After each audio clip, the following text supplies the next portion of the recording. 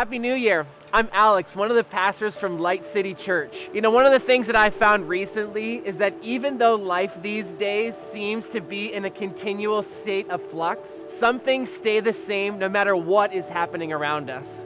One of these frustrating things I get a reminder of every year at this time is the making and subsequent breaking of New Year's resolutions. We all want to experience the changes that we set out to accomplish, but research shows us that about 60% of people make New Year's resolutions.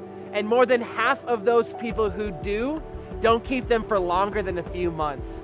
What I didn't realize until this year was that the Bible has some amazing tips on not just how to make goals, but how to keep them.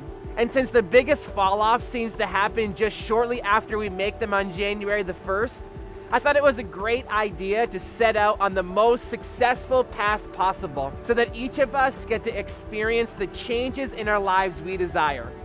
So for anyone who's trying to change something about themselves, the first tip I've learned is to let go of discipline and willpower. Wait, what? Isn't keeping resolutions all about discipline and willpower? As it turns out, no. Even though we tend to think that those who keep their self-commitments are enormously disciplined people who are better than able than the rest of us, people who've been given some God-given ability to wrestle their unhealthy impulses to the ground, it turns out that these folks don't see themselves that way at all. They report being moved toward keeping their commitments by strong positive motivations, passion, hope, compassion, excitement, curiosity. This idea is also seen in Matthew 6:21, where Jesus tells us that where our treasure is, there our heart will be also. I think that sometimes we can treasure the things that we want to change and then wonder why our heart doesn't want to change.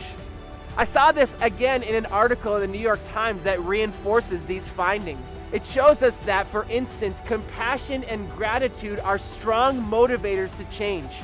In other words, people who consistently keep their commitments are motivated by believing that it will give them something that they really want, not because they're good at denying what they really want. They treasure the change more than they treasure the thing that they're trying to change, and their heart simply follows. A little example from my own life is people have often asked me over the past decade how I found the discipline to write new teachings every week. My response is always, I love to preach, and I love the feeling that I'm putting something out into the world that will be useful to people. Not willpower or discipline, but rather enjoyment and hope have been my motivators. So if you want to keep your resolutions, stop thinking in terms of giving something up, which is what we generally mean when we use the words discipline and willpower, and think about what you'll get from keeping your resolution.